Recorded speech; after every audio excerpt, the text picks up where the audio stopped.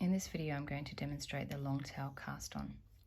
If you leave approximately an inch of yarn for every stitch that you plan to cast on, you should have plenty of yarn unless you've got very bulky yarn and a large needle.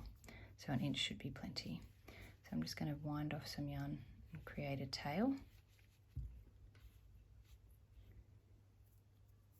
And then I place the needle underneath the yarn. So the ball's on the table and the tail's sort of towards me in my lap. And I put my index finger on, and that's going to be my first stitch. Once I've secured the second stitch, that one will be secured. You don't actually need to create a slip knot. So we need to create like an OK symbol with our left hand, thumb and forefinger together, and place it underneath the needle. And then grab both strands of yarn, close our hand around both strands of yarn. Then we open our thumb and forefinger and tilt our hand so it creates like a slingshot here, and our thumb and forefinger are pointing like a gun. I'm hanging onto this so it's not going anywhere. Then we, to create the next stitch, we're going to go up past the thumb, down past the finger, and then back past the thumb between those two strands of yarn, and pull that snug, not too tight, but just snug so it creates the two stitches on the needles. Okay, so I'll just do that again. We can stop at any time and reset your hands.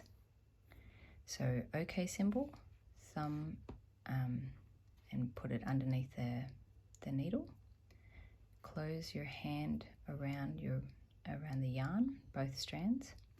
Open the thumb and forefinger, and then tilt your hand so your palm's facing you and your thumb and forefinger are like a gun. And you go up past the thumb, down past the finger, down past the thumb, and pull down to reorient. To snug up the yarn, sorry. So we'll do that again. In and grab, open and show your gun, up past the thumb, down past the finger, and down past the thumb.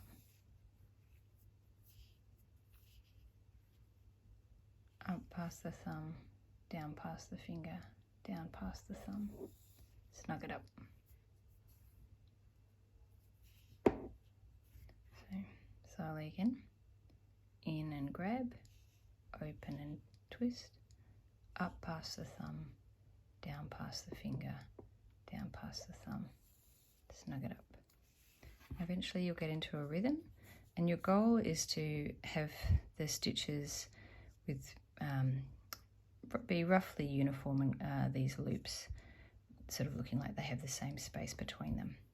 And then eventually you'll get quite quick with it, and it'll sort of form. You won't have to sort of talk yourself through the whole thing. You'll just form a rhythm. Up, down, snug. Up, down, snug.